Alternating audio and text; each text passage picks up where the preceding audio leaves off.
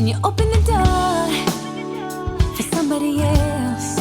Welcome in, everybody, to the Vaccine Conversation with Melissa and Dr. Bob. It's so awesome to be back, and this will be the official last time we say welcome back to Season 2, because we're now totally into Season 2, so now it just is, right? So I don't think we need to keep reminding you, but welcome back, and I'm super excited. I think you're excited too, Melissa, for today's episode. I am super excited that we're talking to this wonderful woman today. And I'm a fan on this edge of things as well. So I'm really excited to talk with, and we've had requests for this interview already multiple times. Whenever I've thrown that out, who do you want to see on here? This name always comes up.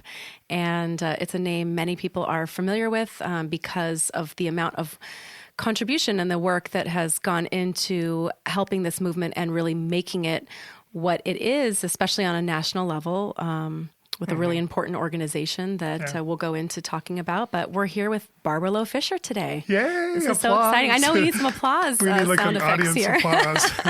I know. I don't know. I mean, Barbara, to yourself, you're probably just Barbara. You're probably just this woman who's been in this fight all the time, and you probably don't see yourself as as big of a deal as the rest of us do. But we're so happy to have you on the phone. Welcome to the show, Barbara. You're too kind, both of you.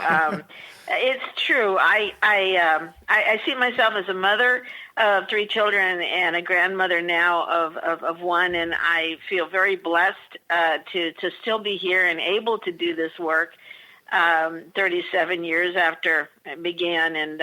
But I'm very happy to be talking with you today, and I'm pleased that it's going to be a more casual sort of interview. I do so many interviews, and often it's very, as you said, data-driven and specific to just the topic of vaccination and disease and our rights. But I'm looking forward to talking with you both this morning. Yeah, so let me introduce Barbara to those of you who do not know who she is. Barbara Loe Fisher. She is the mother of children and grandchildren, as she said. She does, one of her children was very, severely vaccine injured way back when we were using the wholesale DTP vaccine. We're going to talk about that. Barbara is the author of 6 books, including A Shot in the Dark, which was one of the very first books on this topic. She is the founder of the National Vaccine Information Center, NVIC. Everyone knows NVIC. Well, Barbara is the woman behind it all, started it all, and has been in this work for so many years now. But what I'm actually also very fascinated in, that Barbara has held positions in several governmental committees that have to do with vaccine injury. She was part of, the Institute of Medicine's Vaccine Safety Forum. She was in the Department of Health and Human Services National Vaccine Advisory Committee. She was on the FDA Vaccines Advisory Committee, and then another vaccine policy analysis collaborative group with Health and Human Services. So you've done so much work, but you've also you've appeared on pretty much every single television show there is to appear on: NBC, CBS, ABC, CNN, PBS, Fox, and NPR. And I think a lot of that, Barbara, we'll talk about this, but that was back in the day when they would have people like us on those shows, and now they won't anymore. But you've testified in dozens of state legislatures. You've given scientific vaccine presentations to many governmental committees, research committees. You've had dozens of articles published in USA Today, New York Times, Boston Globe, Washington Post, Wall Street Journal, so many different magazines and journals. So you guys, if you don't know Barbara Loe Fisher, she is the person in this movement. I think that I sort of look at it as who started it all, and you're a very, I'm sure, unwilling participant in this debate, Barbara, the way, what got you into this. And so we're going to talk about that again. Welcome to the Vaccine Conversation. And Melissa, why don't you take it away. And like this, all season 2 interviews that we're going to be doing, and just like Barbara said, we want this to be a more intimate conversation and just a chance to really get to know you and your thoughts. And this is about the people behind the activism, because there are parents out there who are also forced into this. I was one of them, who have never been involved in politics before, never been involved in activism, and found themselves in that position and with a type of fight that they've never had before, and the energy to keep going to protect other kids and to help other parents just like them. And so I know there are many parents that we have listening that may end up 10 years, 20 years down the line being somebody really influential too. And it all starts with that moment that they get in and they see what kind of contribution that they can make. So we really like to go deeper and understand who these people are, so it inspires others to go on and do good work and continue that work as well. So the first part of this interview, as our listeners will know, is going to be about Barbara the person. And she doesn't know these questions ahead of time in this case, just so you guys know. This is literally just us having a conversation with her, and I'm very excited to do that. So my first question, Barbara, for you is, you were brought into this fight, the fight for informed consent and vaccine safety, because of a personal experience. Tell me a little bit about your son and what happened to him when he was 2.5 years old. Mm-hmm. Well, I was a first-time mom, and I had my first-born, Christian, in 1978. And I was part of the group of women who, in the 1960s, went to college and got a college degree. Back in the 50s and 60s, this was new. There weren't a lot of women who were graduating from college, but I worked my way through college. My dad was an Army officer. My mother had been a nurse, but she was a full-time homemaker, and came from a family of three children. And so I worked hard to get my degree, and I had a degree in English, because from the time I was 10, I knew I wanted to be a writer. I wanted, all through grade school and high school and college, I was writing poetry, I was writing plays, I was writing short stories, I wanted to be a historical fiction author, I wanted to write children's books, I was going to be a full-time writer. And that was my dream from the time I was 10.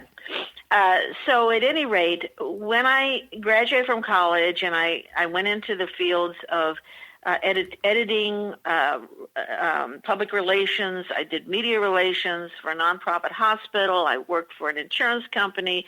I eventually worked in the area of tourism and historic preservation during the bicentennial. And at any rate, my firstborn, as I said, in 1978. And so I knew that I wanted to find out everything I could about pregnancy and delivery and raising my child. And so, I went down to the bookstore and I got books, and I realized I wanted to have my husband in the delivery room, and I decided to take Lamaze classes. I knew I wanted to breastfeed, and you have to remember, back then, formula was what all the women were supposed to be giving their babies. Right. Breastfeeding was not in fashion, but it was coming back, and it was those of us who were doing the research and wanting to do things differently, wanted the husband in the delivery room, wanted to try to do natural childbirth, all the drugs that were given to my mother and to women in the 50s and the 40s. So at any rate, we felt very revolutionary, the women who were trying to do it a different way.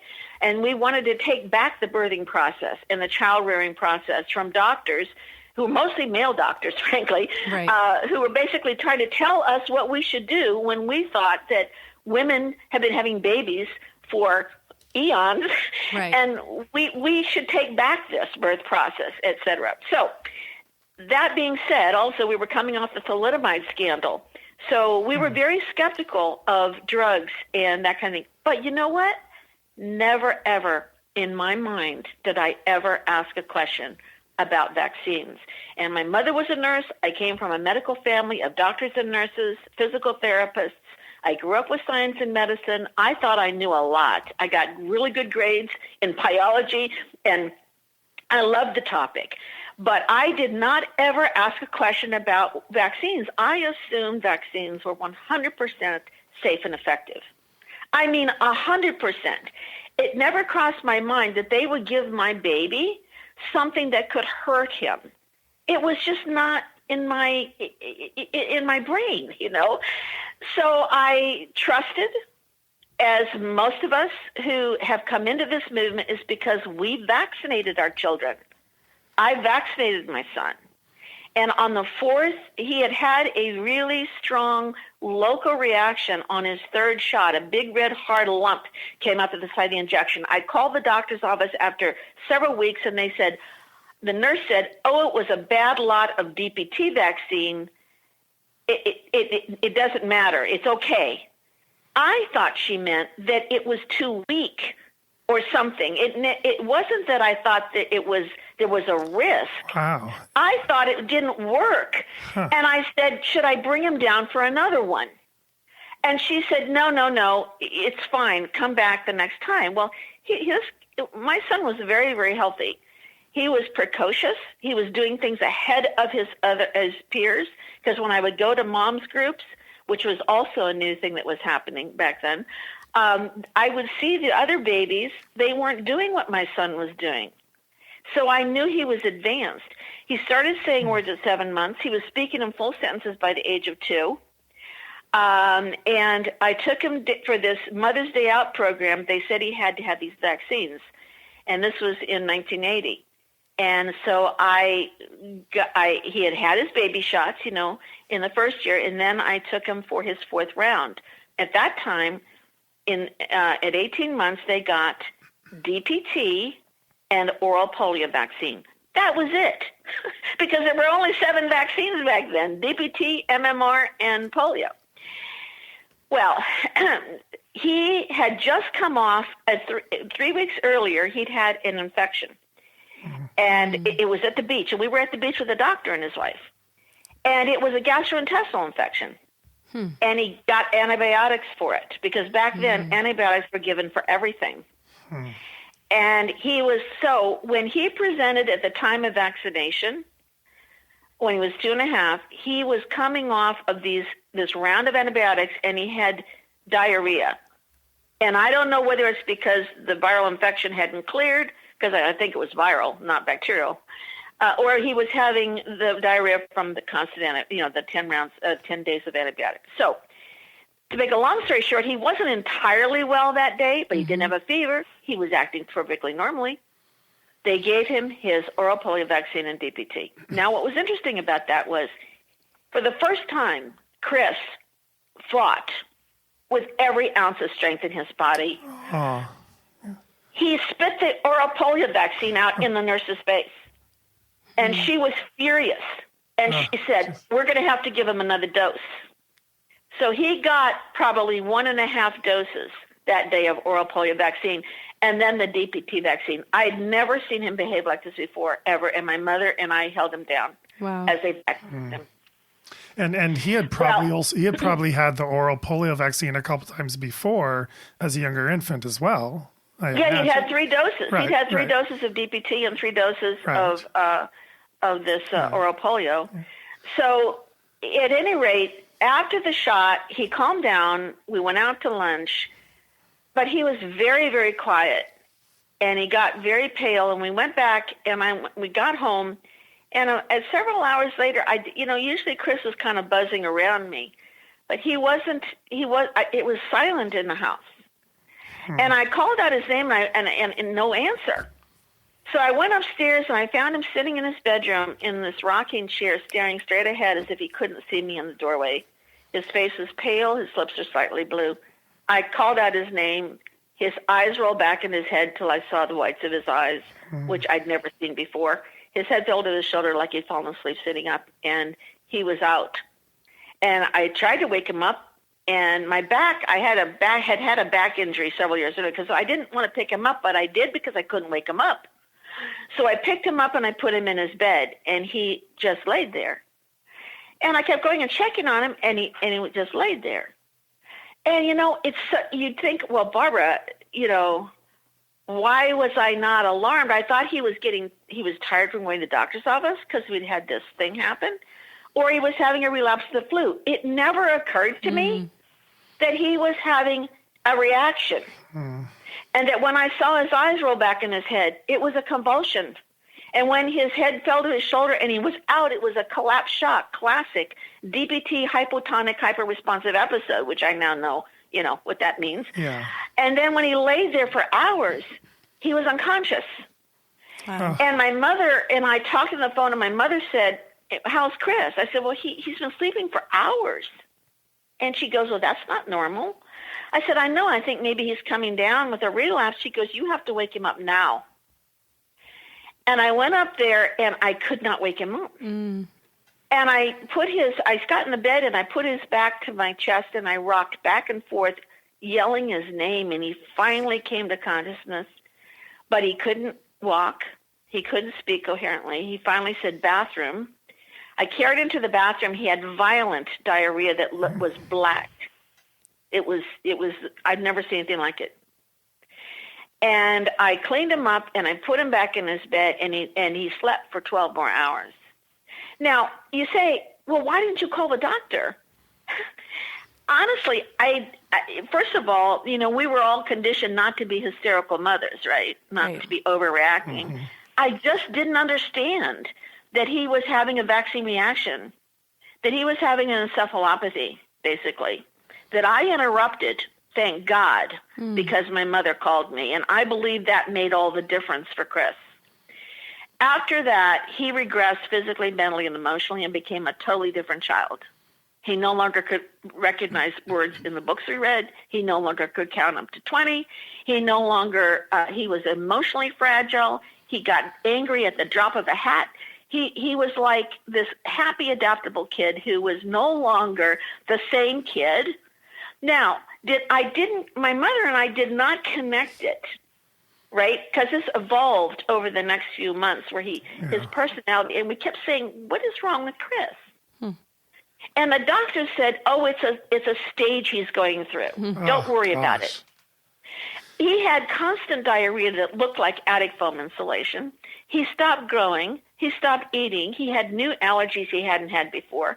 I finally pulled him out of that pediatric practice. I put him in another one. The doctor took one look at him and said, "I think he has cystic fibrosis or celiac disease." They got fully tested at a children's hospital. They told me that all the tests came back negative, and I needed to take him home and love him like I wasn't loving him. Oh my God. And so that was my, and it was when I saw DPT vaccine roulette in the spring. Yeah. That was the fall of 80. Yeah. When I saw DPT vaccine roulette in the spring of 1982, which was about 18 months later, I stood there in my kitchen, and I was transfixed. And because the kids on that show were severely damaged. And you hadn't and even my thought. son was not severely damaged, but he was changed. But you so hadn't I called thought this my mother, well, and I said, and she said, we went over that night we went over, and I said, "Oh my God, this is what's happened to my son." And I'll tell you what, I called the station, and I wanted to be put in touch with other parents, and they had been calling that station in droves. And I said, you know what I said? I said, "I want the medical literature. I want to read the medical literature that you use to buttress your program." And they said, "Come on down and we'll give you copies." Wow. And when I looked at that medical literature, the Lancet, the British Medical Journal, the Pediatrics, the New England Journal of Medicine, and I saw descriptions of exactly what I saw my son suffer that night, I said, "This is unacceptable. How dare they not tell the mothers, bringing their children in dutifully? How dare they talk about this in the pages of medical journals and not tell the parents bringing their children in?" And that's when I joined with Jeff Schwartz, who was an environmental law lawyer in Washington, D.C., whose daughter had had a seizure after DPT, and Kathy Williams, who is still the vice president now and CFO of NVIC, and Kathy's son had had a reaction similar to what Chris did, only he was not as severely affected. And we founded the Dissatisfied Parents Together, DPT, that is now known as the National Vaccine Information Center. Wow. Barbara. So at the time of the reaction, it didn't even occur to you at all that it was related to vaccines until 18 months later when you saw DPT roulette. It didn't even enter your mind, even though it was so immediate. And I mean, of course, now as a doctor, we know all this now. And what's sad is doctors knew this back then as well, which was very sad. And they even have these warnings now on the CDC vaccine information sheets to watch for serious behavior changes or unusual behavior. They've even listed, and if it makes it on the CDC VIS form, it's well recognized. But did your doctor, the doctor you left, did that doctor give you sort of any inkling or any attention whatsoever about this in any way? No, because I kept saying to them, "What's wrong with my son? He's not the same." And they just told me, like I say, that I was being overreactive, that he was a stage he'd grow out of. Now, what was interesting is that I saw a guy who was a cystic fibrosis specialist during this testing and everything. And when he said, "Well, what happened? Did anything happen back in, can you remember anything?" And I remembered that night, and I told him, but and I said, "Could that have anything to do with it?" He said, "Absolutely not." Oh, gosh. Absolutely not. We covered on our very first episode of season 2, we covered another story of a parent with vaccine injury that went through the federal vaccine court. And this was in the early 90s, but it was the exact same story of the mother telling the pediatrician things that she had seen at 2 months and 4 months, and the doctor basically thinking she was hysterical, a hysterical mother, and disregarding what she brought to him and not documenting it, and telling her it was a phase. He's going through a phase. He's just doing a little habit. This is a habit he's doing. And then it was the third DPT vaccine that he received that caused brain damage for him that was irreversible. He never recovered. And meanwhile, she had to go find other pediatricians. And when she found another one that realized right away he had a seizure disorder, and that what had happened to him at 2 months and 4 months were seizures, and that this was very serious. And her original pediatrician never acknowledged any of this, and never acknowledged her. And this is the big argument that I have, that this is, and we'll talk about this in a little bit, but just this idea of doctors versus mothers, and how this has become a battle of who has the right to have a valid opinion on this. And yet we're the ones with the babies all the time. We're the ones with these children. We know them. We know when something's wrong. And we're bringing this information to these people who assume that, one, we don't have the medical knowledge to be able to make any kind of claims, and two, that they know better and they weren't taught about this, so therefore it doesn't exist. And what's happening is these children are continuing to be placed into further harm because of this type of disregard for what mothers are coming to doctors with. They just write it off right from the beginning. Right. And us doctors, we're so bad at making something up that something's wrong with the child that's harmless, maybe just so we feel better. Pediatricians have literally made up this new disease. They call it toddler diarrhea. All toddlers just start having diarrhea around age 1. It just so happens to be after the MMR, chickenpox, and more, TTPs and other vaccines. But they just made up this entity called toddler diarrhea. And then, like Barbara, like you said, he's going through a phase. How many times has that word come out of a pediatrician's mouth, referring to a vaccine reaction as just this phase that a toddler is suddenly going to just completely regress in every way? And it breaks my heart. It angers me. And this is me not having a child that this happened to, so I don't feel nearly the personal anguish that both of you feel, but it angers me to no end that the medical community will continue to do this even now, 30 years later. My son, he eventually was tested. He couldn't stay in Montessori because they told me he can't progress. He's not being able to do what the other children do, and so I got him tested. And I mean, as you know, Melissa, you don't want to believe that it's permanent. And so they told me he was minimally brain injured and he was multiply learning disabled. And there was this huge discrepancy between his IQ, which actually was fairly high, and his ability to use that IQ to communicate. He was severely dyslexic and multiply learning disabled and ADD. He had to be put into a self-contained classroom for the learning disabled and could never get out despite repeated attempts. So he went all the way through high school in a self-contained classroom. Now, for a kid who had a fairly good IQ, it was a very frustrating, extremely frustrating experience for him. And because back then in the special ed classrooms, they would have emotionally disturbed children, they would have mentally retarded children, and then they would have the learning disabled, including bright LD, which is what he fell into. And he got in a lot of trouble in high school and in grade school because of this frustration. It completely changed everything, for our family and the family dynamics. I had two more children, a son and a daughter. And I actually, what a lot of people didn't know is they received other vaccines. They received DT. They received inactivated polio. My second son, the younger son, had a reaction to a DT and oral. He had one oral polio vaccine because I couldn't get the inactivated vaccine. And after that oral polio and DT, he developed a pseudotumor of the brain, which was where the pressure rises in the brain, and he had his eyes crossed and he couldn't walk straight. And they told me they had to give him medication for glaucoma to bring the pressure down in the brain. And he never had another vaccine. And my oldest son never had another vaccine.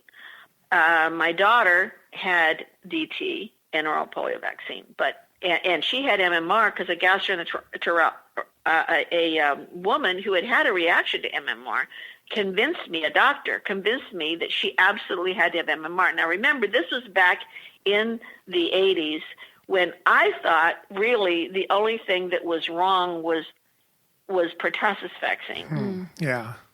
I knew I couldn't give my children pertussis vaccine, but I didn't understand the bigger picture. Right. And then I started to do more research out because I became an expert, a lay expert in pertussis vaccine. There's no question, and in pertussis. But then I started to research the other vaccines, and then I realized really how incredibly the vaccine system, the entire vaccine system, needs to be overhauled. Oh, right. The whole public health system needs to be overhauled. We're obsessed with vaccines in this country, and we really, really need to take a look at health in a much different way. But, it was a number of years where I evolved. And again, you have to remember, there was no internet. There were no cell phones. Right. There were no personal computers. It was a very, very different time than it is right now. We're very lucky in one way in that we have the Library of Medicine at our fingertips. We can do our own research now on the internet. Harris and I, Dr. Coulter and I, who co-authored DPT, A Shot in the Dark, published in 1985 by Harka Prasiavanovich, which was really the first documented book that looked at the mass vaccination system using the pertussis vaccine as the example of what was wrong with it. We had to go to the Library of Medicine. I mean, Harris, I had to collect quarters, and he would go there and he would find the studies and Xerox them on the Xerox machine and bring them home, and then we would sit there and analyze them and decide what we wanted to put in A Shot in the Dark. But I also did all the interviewing for that book. I interviewed several hundred parents whose children, well, mostly mothers, whose children had DPT vaccine reactions. So it's been quite an odyssey. And it's totally changed my life because what I wanted to do, I never had been able to do. I mean, to be a novelist and to, be a children's book writer, et cetera. I've spent literally 37 years, 7 days a week, researching and writing and working with families because that's the trajectory my life took. I don't regret it. I just feel like I wish I could have two lifetimes, right? I could have the lifetime that I thought I was going to have. And then, I know I've made a contribution. So I know I did okay. Well, it's interesting, Barbara, because I'm born the same year as your oldest, and you're right. It was a different time back then. Regarding things like breastfeeding. I mean, my mother, I think she breastfed me for maybe 5 or 6 months, and she said even that was against the norm kind of around that time. That's right. She had a natural childbirth, which was also kind of against the norm. But I also I was hospitalized for a febrile seizure as an infant, and they really had no way to connect this to vaccine reactions because nobody knew about this. And later in life, obviously, just like what you're saying about feeling like you're an intelligent, educated, researched person, and yet the one thing you don't look into, the one thing you trust blindly is exactly my experience as well. And it's one of those things you look back and go, why? Why was this the one thing I didn't take the time to look into? Because I was also looking extended breastfeeding and baby wearing and all the things that you're supposed to do to create this environment for your child. And yet something as complicated as this, I just did not even take a second to look into. And then a couple years ago, I came across that DPT roulette documentary, which we're going to cover on the podcast. And I was absolutely floored. I was absolutely floored that this, and I won't say a bad word on here because I have to edit it out, but this stuff was happening back when I was an infant and I was young, a toddler, same age as when many of these kids were had experiences like this, and that people knew about it then. And the representative from the FDA that was on this documentary saying, we don't tell parents all of these side effects because if we did, you wouldn't take your child in. Mm-hmm. And I was so disgusted with the fact that now we have 30 more years of kids being injured, all because nobody wants to bring this to the table. And it infuriated me so much when I watched that, and understanding that this was going on then. And yes, it had to do with that pertussis component of that particular vaccine. But like you say, this is about the vaccine program in general. And now the issue we're dealing with is the number of doses and how soon that they're given to children. And so it's still a problem. It might be in a slightly different way, but this is a problem that is not getting better. It's getting worse. I want to tell you something as an addendum to many years later. I was a speaker at a conference on journalism. These were journalists I can't remember exactly the name of the association. And there also speaking was one of the world's experts on pertussis vaccine and pertussis. I knew him. I'd been at meetings with him, and he had worked for the government. And I told my story, and, not as much detail as I have on this podcast, but what happened to Chris that night, that day. And he came up to me afterwards, privately, and there was Q&A. He could have said this publicly, but he didn't. He came up to me and he said, "Barbara, your son had an encephalopathy, a pertussis vaccine encephalopathy." And he said, "I'm so sorry that happened," but he said, "It only happens 1 in a million times." Mm-hmm. And I said, "Well, doctor, I beg to disagree with you." I said, first of all, thank you for acknowledging that, but I disagree with you about 1 in a million because it happens much more frequently. Yep, for sure. And then after you telling this story, then you're telling this to in this kind of circumstance, but are you telling your friends and family what happened to him? Were they believing you at that time? Did you feel like you were being attacked for this viewpoint on this? Well, it's interesting. My mother had been a nurse in the 30s, and she had gone to Mayo Clinic. She had been nursing school there, and so she was very much in the medical model. And of course, in the service, my father was, I traveled all around, and whenever we would deploy overseas, particularly, you had to have shots. But see, I looked at my shot record, and I didn't get my first DPT until I was like 5 or 6 years old. Oh. I had a smallpox vaccination when I was like a year and a half, but I didn't, because they were giving smallpox back then.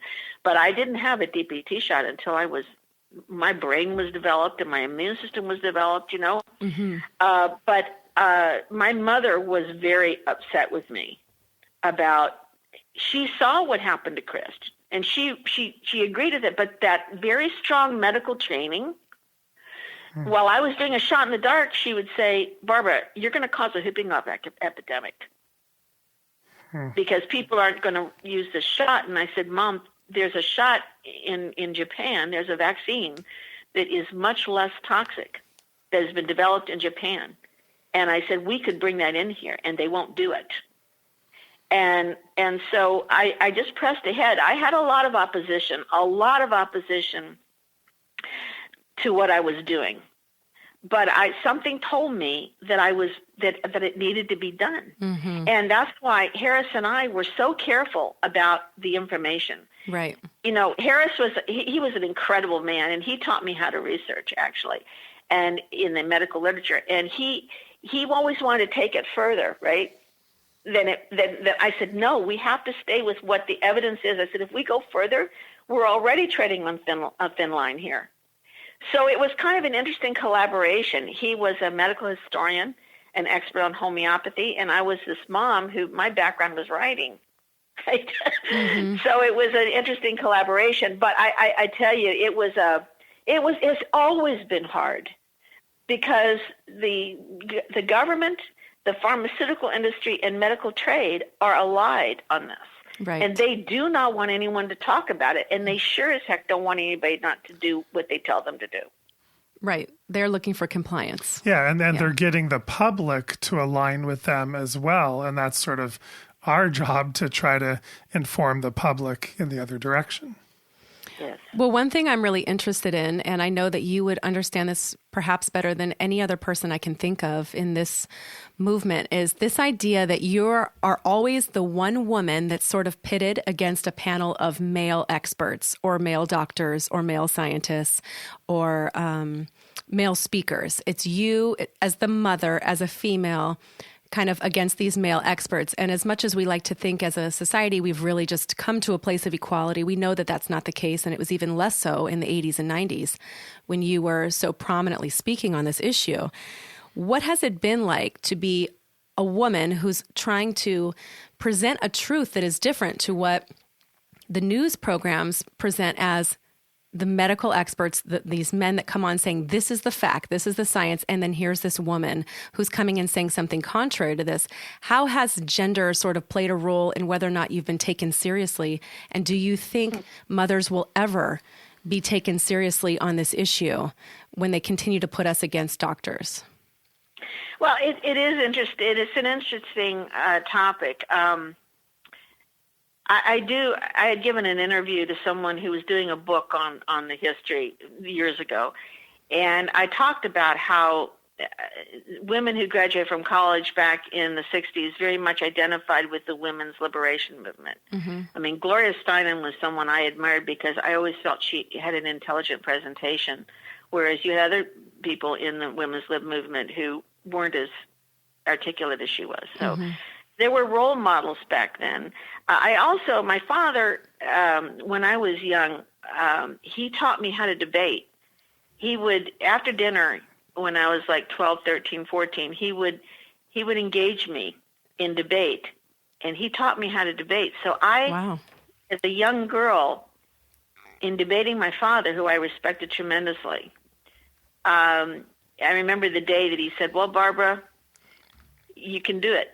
He says, we don't have to do this anymore. I said, well, wait a minute, I want to do this. But see, I'd beaten him that night. So he said, well, we don't need to do this anymore.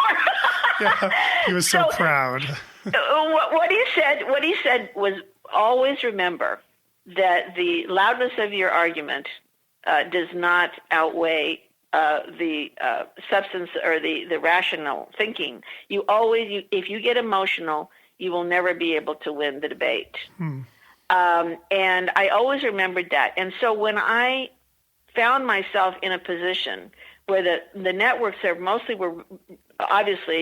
mostly it was male executives. Right. They would bring me on because they thought for sure that I was going to lose. Mm-hmm.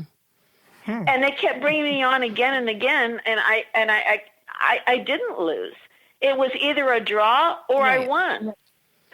And so and I knew what they were doing. And I remember in 1997, when the Today Show called, I've done the Today Show debates 4 times in the 90s. And they asked me that they wanted to debate this issue of mandatory vaccination. It had not really been done before. And they said, I said, well, I need to know who I'm going to be debating. And he said, well, we haven't chosen yet. I said, I'll tell you, I want you to get the biggest, most well-known doctor that you can find to debate me on this. And I said, okay. So they got Neil Halsey from Johns Hopkins. And I knew who he was. And that debate actually was in March of 1997. And for the first time, the issue of informed consent was brought up. I brought up the issue of informed consent to vaccine risk-taking. I also said, we don't know how many of these children who are now filling the special education classrooms, who this chronic disease and disability epidemic that we're seeing among children, we do not know if that these vaccines, which have increased over the last 2 decades, are playing a part in that epidemic. So 2 things were done that day. And the debate was supposed to be 5 minutes. It was extended to 7 or 8 minutes.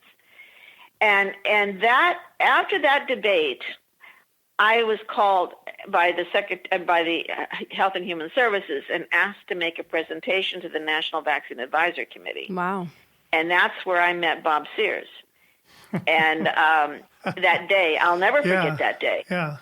Yeah. And I made that presentation on the moral right to conscientious Objection. and personal and philosophical belief exemption to vaccination. So, and then after that, I was asked to stay. And I don't remember, Bob, if you stayed or not, but that was when they kept me there for several hours, the committee, after the public meeting. They kept me for several hours and grilled me about this stand I was taking. And I remember Alan Hinman, who had been the head of vaccination, the director of immunization for the CDC, basically suggested I was selfish for not vaccinating, giving pertussis vaccine to my other children. And I remember looking at him, and my youngest son was in the room. I had brought him. He was in 8th grade, and I brought him there, and he witnessed this.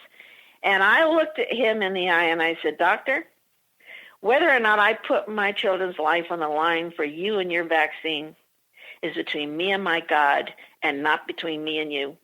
And he gripped the edge. He gripped it. I saw him grip the sides of the chair, and the red started at his neck and went all the way flush, all the way up to his forehead.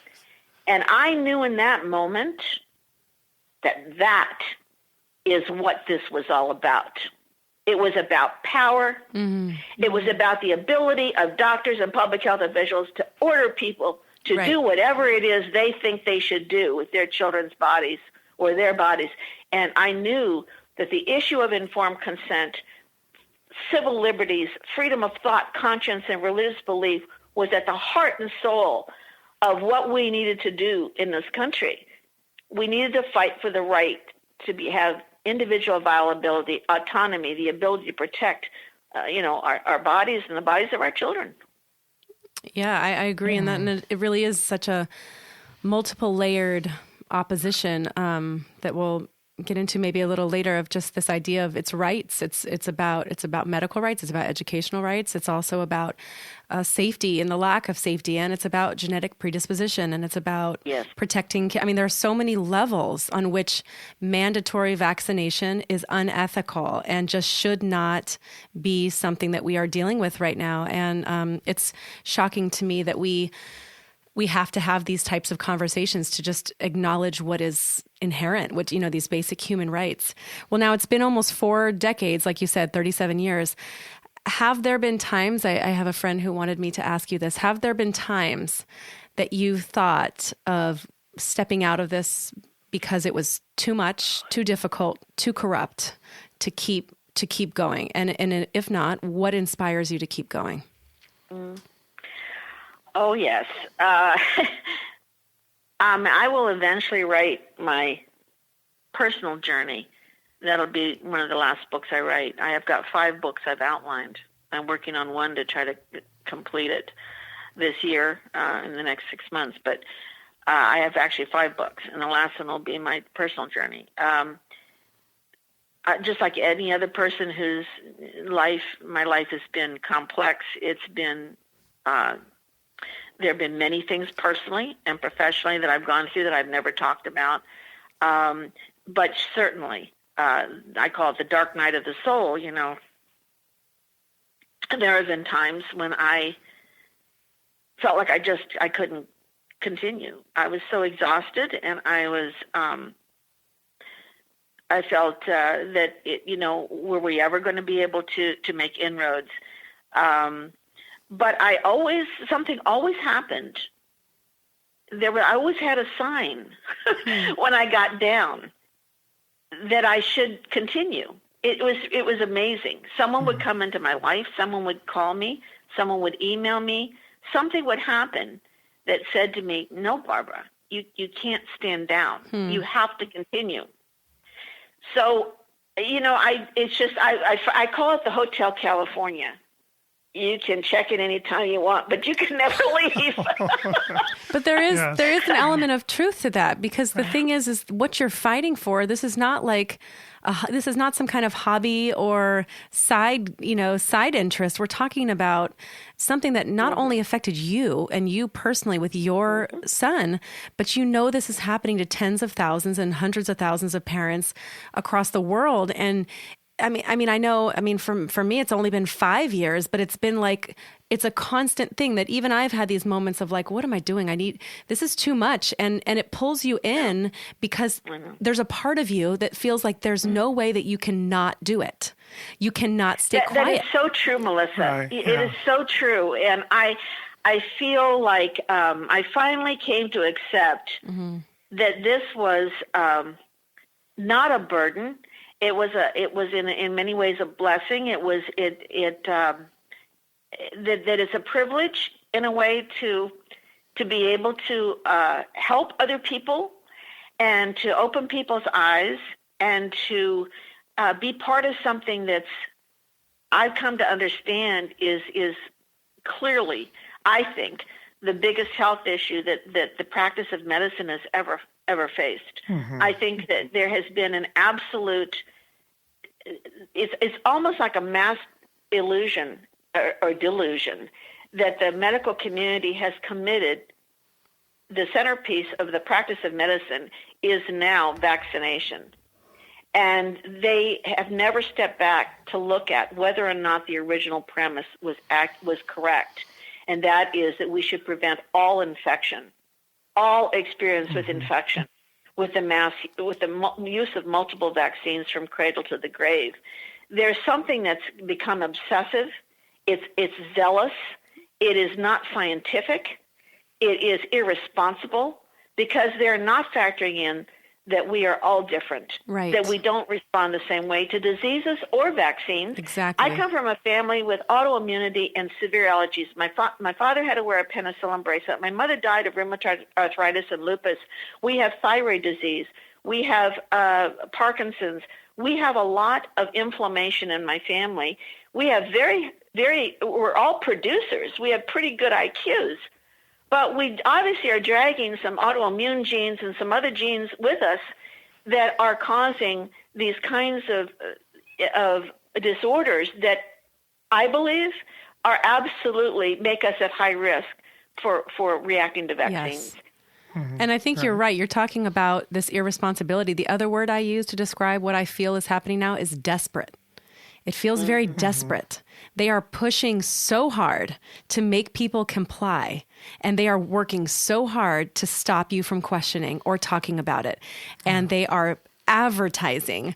When you get to that point where you are squashing all discussion and you are advertising and pushing and making laws now to make it so you cannot go the other way, to me, that feels absolutely desperate. And when you're desperate, that means you don't believe in your product because you shouldn't have to be so desperate. The fact that you are means that there's something there that you don't want everybody else to know. And that's how I feel kind of what's going on right now.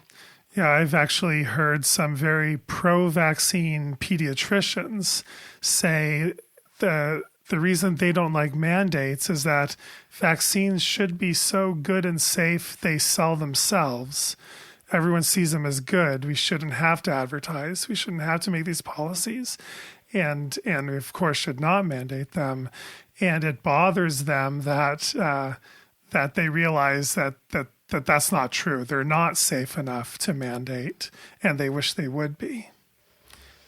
Well, I agree, and I think that I say now everybody knows somebody who was healthy, got vaccinated, and was never healthy again, and that is really what's driving this movement. Is that there are many, many people now who have had the experience, adults as well as children, Right. of regression into poor health after vaccination.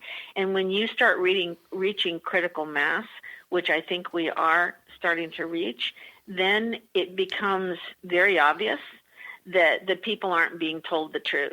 Mm-hmm. And that I told them, and you mentioned the committees I've sat on. I was that Toker consumer representative back in the 90s, particularly in the early 2000s, on this issue. And partly because I had worked on the 1986 National Childhood Vaccine Injury Act back in the early 80s. And so NVIC has had this participating within the system as well as being a critic of the system. And so I told them, I said, if you do not deal with my generation and you do not fix this and do the research you needed to find out who is at high risk, Mm-hmm. you are going to have to deal with the parents that are coming after, and there are going to be more educated parents who are going to college who are able to do the research, and they're going to come and they are going to never trust you because you didn't fix a problem when you had a chance. Right. And they, of course, blew me off because they are so arrogant, so full of hubris, do not believe. They didn't believe, and now look what's happened. This movement is growing by the leaps and bounds every single day.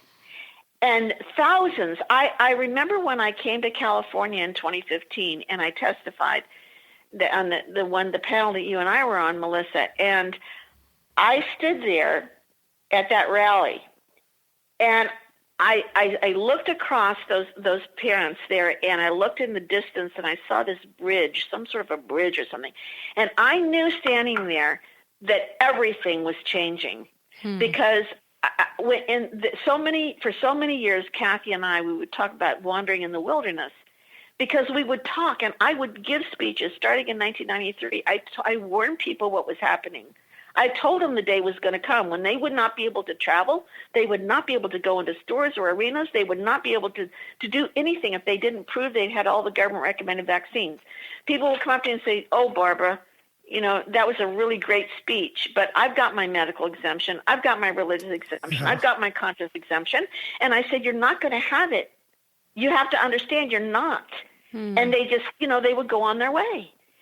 And I knew that when I saw all those people there that day, that all of a sudden this movement was changing. And this year, when thousands of families came in many states, I knew, this is changing, and we're reaching critical mass, and they have helped create this awareness by this overreach. Yes, exactly.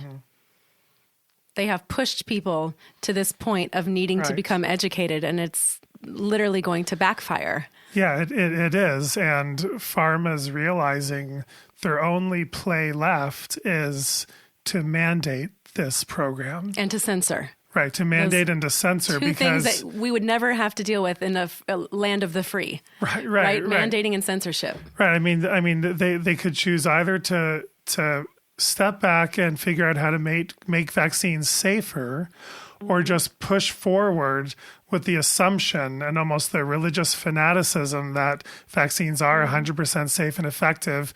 But because more and more people are refusing them, their only play is to mandate them.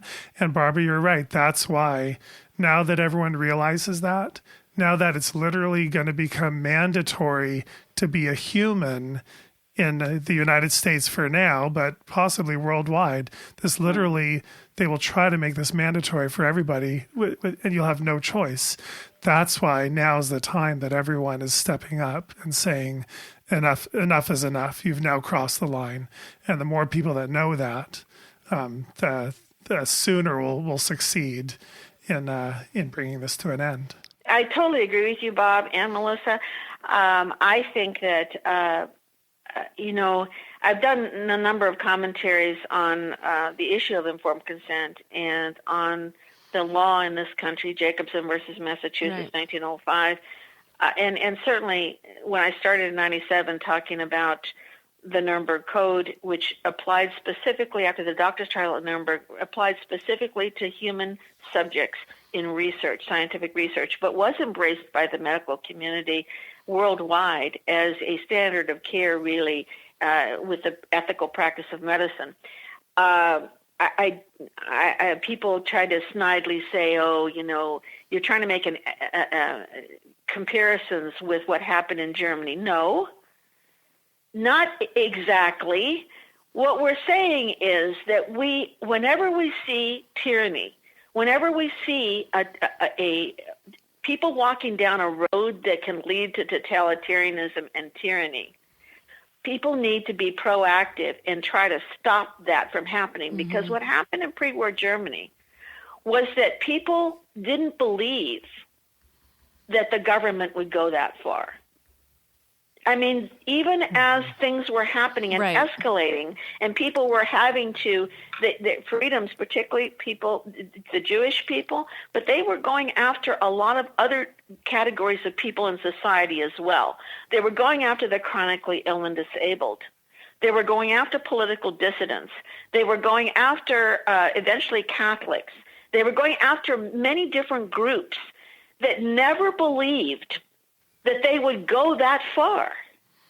And what we have to understand is whenever you have zealots or people who have become so narrow-minded ideologically, and they are in powerful positions, we have to understand that we have to push back before it goes to that end.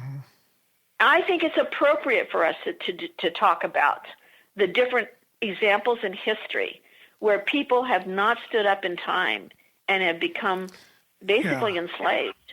And they were compliant in the process. Yes. Yeah. Well, this leads me kind of to one of the questions I had here for you about whether, and you're sort of answering it now, like whether or not you think that this movement to educate parents about the risk of vaccines and about trying to absolve these medical mandates, do you think that this movement is making progress? And what do you think we need to do to ultimately turn the tide?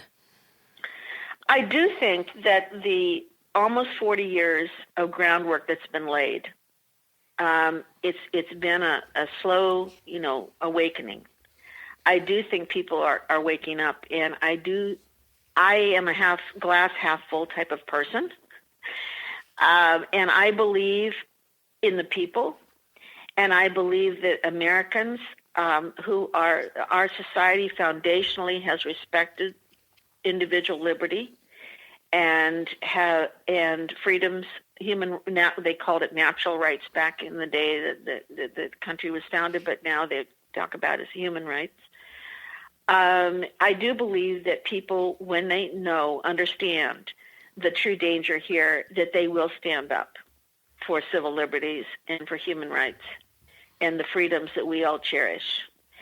I think our movement has to be very careful in that as people become awake and as people are angry, that we only engage in civil, if we're going to engage in disobedience, civil disobedience, it's nonviolent civil disobedience. Yeah. And that's why I wrote a short commentary after what happened in California with the parents who were arrested.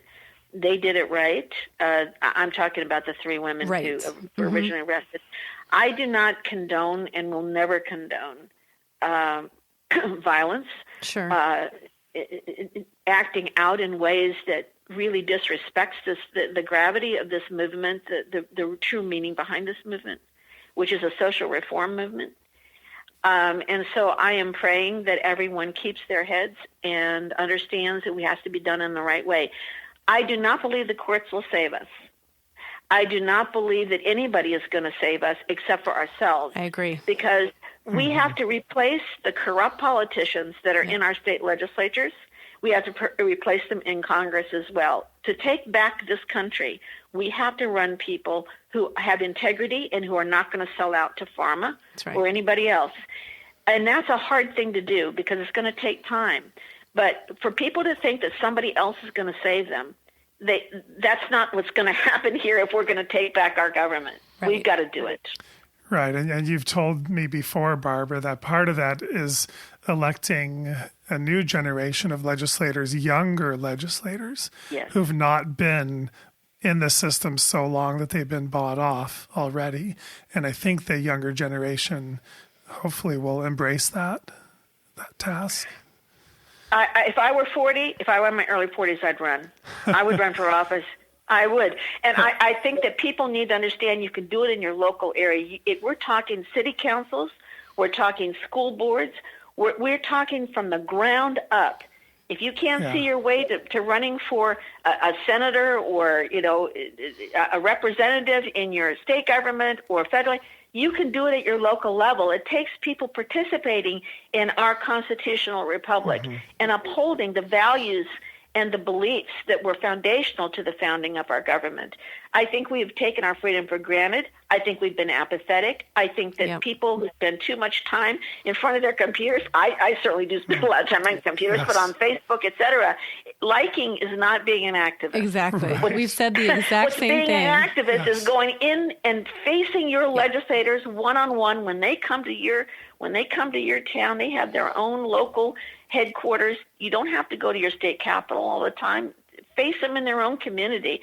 We can do this. I know we can, but it's going to take a revolution, a quiet sort of grassroots revolution to get it done. Well, gosh, this is so inspiring. I cannot wait to hear what comes next for part 2 when we talk about a little bit more about your work and moving forward. You really are such an inspiration, and I've known about you obviously for so long. But I'm sitting here in our podcasting studio. I could just listen to you for hours. You have so much to give. You have so much to share, and you have such a great perspective on where this needs to go and what's been done wrong and how we move forward and taking control back. I think people listening to this are going to absolutely get fired up by what you're saying. And you're absolutely right. If it needs to be on a local level, then you can't do it state level, or on a bigger level, then go local. And it doesn't have to be all or nothing. We have to start getting involved and taking action, like we've been saying in our town halls. You cannot be on Facebook and consider yourself an activist. You have to there needs to be in-person action. That is the only way we'll make a difference. And that is kind of our big message for the future coming forward, is that we have to start mobilizing and congregating and getting together and uniting even across the states. And I'm looking forward to what comes next, as well as this next part of this interview. And it's those little signs and those messages and those people that come into your life that make you realize that, yes, it's hard, and yes, you get a lot of opposition, and sometimes you're so tired and you're just out of steam, but somehow you do call up and find the strength to go on. And I'm a person of faith. I pray several times a day. I always have been, and I feel a strength there as well, and communicating with people, having relationships like what we're doing right now, conversations right now, they're empowering for not only the people, hopefully, that listen, but it's also empowering for us. You're right. Because to connect with people who understand on a very fundamental level what this is about is a very powerful experience.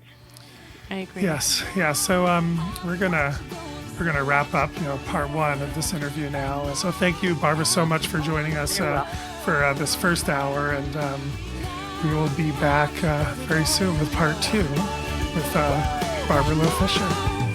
We're gonna be the peace we wanna see in the world. Yeah, be the peace we wanna see in the world. Yeah, be the love we wanna see in the world. Be the joy we wanna see in the world. Be the change we wanna see in the world.